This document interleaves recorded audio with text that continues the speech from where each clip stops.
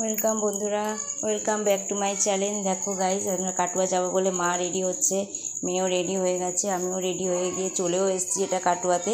তারপরে দেখো দিদি হচ্ছে আবার মাজা করে, সবাই মাজা মানে ছিল দিয়ে সবাইকে আমাদেরকে দিচ্ছে। তো আমরা ভাগে ভাগে এসেছি, কিছু ট্রেন পরে, কিছু মানুষ পরের ট্রেনে আসছে, আমার বাপের বাড়ির লোক, আর কিছু আমরা আগে এসেছি। সেদিনকে রাতে খাওয়া দাওয়া করে এবার যে ওর দিদি আছে, সেই দিদির বাড়ি যাচ্ছি, যেখানে লোকনাথ পুজো আছে। তো দেখো ওখানে যাচ্ছি, এই যে দিদির বাড়ি চলে এসেছি।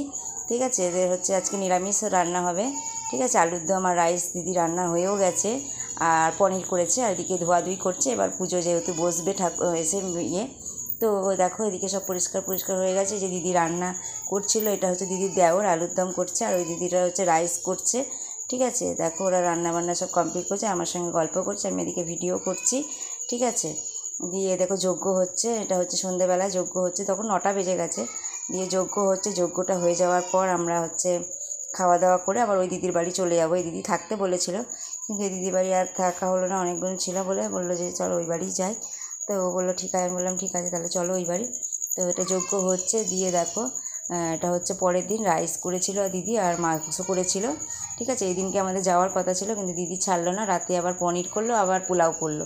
ঠিক আছে, দিয়ে পরের দিন আমরা সব মানে বাড়ি চলে আসবো। সেদিনকে আর আসা হলো না, আমার মাও রান্নাঘরে ছিল। ঠিক আছে, এদিকে দেখো রাইস হয়ে গেছে, হ্যাঁ, দিয়ে দেখো আমরা এবার মানে বেরোবো। দিয়ে এদিকে মাংস হয়ে গেছে, আর ওদিকে ভাতও হচ্ছে, যারা রাইস খাবে না ভাত খাবে।